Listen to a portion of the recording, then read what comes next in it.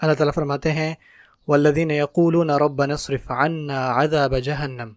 اب دیکھیں سبحان اللہ کتنی خوبصورت اللہ تعالیٰ نے یہاں بات کی ہے. کچھ ایسے لوگ ہیں جن سے اللہ محبت فرماتے ہیں اور وہ صرف اور صرف پتہ کیا کہتے ہیں کہ یا اللہ مجھے جہنم سے بچا لے، یا اللہ مجھے جہنم سے دور کر دیں، مجھے اس کے پاس تک نہ لے کے جائیں.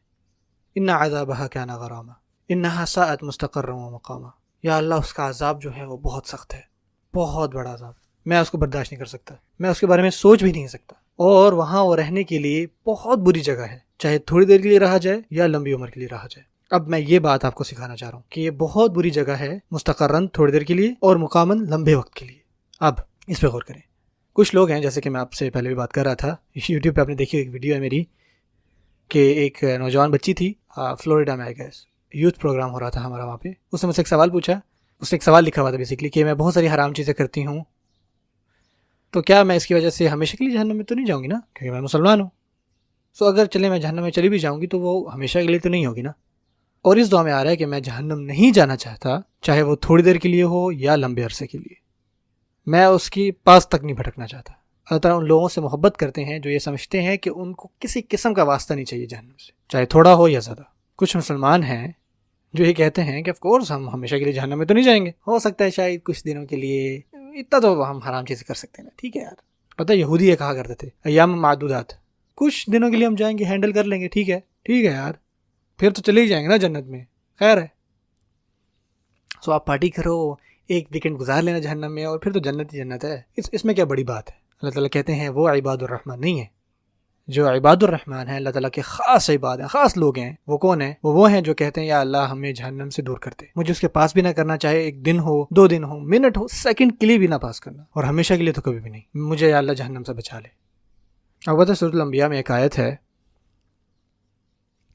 سورۃ الانبیاء میں، اس میں یہ بتایا جا رہا ہے کہ سب سے کم سزا جو جہنم میں دی جائے گی وہ کیا ہوگی.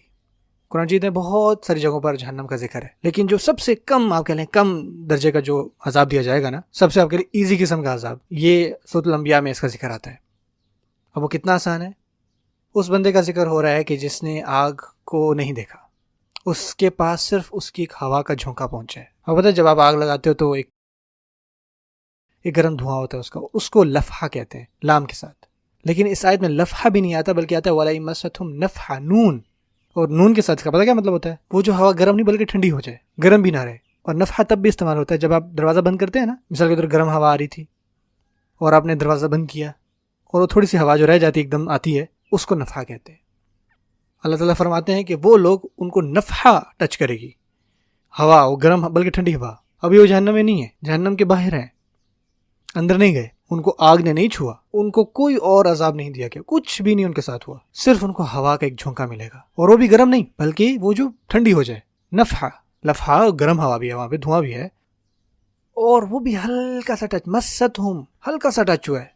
اب تو بعض اوقات آپ کوئی چیز فرائی کر رہے ہوتے ہیں، پکا رہے ہوتے ہیں، اور بس ہلکا سا آپ کو آئل لگتا ہے، تھوڑا سا ہلکا سا، لیکن وہ ہوا نہیں، وہ تو لیکوڈ ہوتا ہے نا. اللہ تعالیٰ یہاں بھی نہیں کہہ رہے کہ کوئی آپ کو لیکوڈ لگے گا آ کے، بلکہ وہ بھی ہوا، اور ہلکا سا مس کرے گی آپ کو ہوا، ایک سیکنڈ کے لیے، ایک لمحے کے لیے. اور وہ یہ اللہ تعالیٰ کی طرف سے آپ کہہ لیں کہ ایک عذاب نہیں، یعنی یہ ہے کہ نفحۃ عذاب ربک، بلکہ یہاں ہے نفحۃ من عذاب ربک. من تقلیل کے لیے آتا ہے، کم کے لیے، تھوڑی سی ہوا، تھوڑی سی ہلکی سی. ایسا نہیں ہوگا کہ پورا دروازہ کھول دیا جائے گا اور وہ ہوا آ رہی ہے اندر. اور پتہ ہے بعض اوقات آپ کی کھڑکی کے اندر بھی ایک کھڑکی ہوتی ہے، تھوڑی سی کھلی رہ جاتی ہے، اور تھوڑی سی ہوا اس کے اندر آ جائے اور آپ کو آپ کی اسکن پہ وہ فیل کہ ہو تھوڑے سے سیکنڈ کے لیے، اور اس شخص کو صرف اتنا سا عذاب دیا جائے گا اور کچھ نہیں کیا اس کے ساتھ. اب وہ جہنم کے اندر بھی نہیں گئے، باہر ہی ہیں وہ. کیونکہ یہ نفحہ لفظ ہم جو ہے وہ سیکھ رہے ہیں، تو وہ کیا کہے گا؟ یا ویلنا.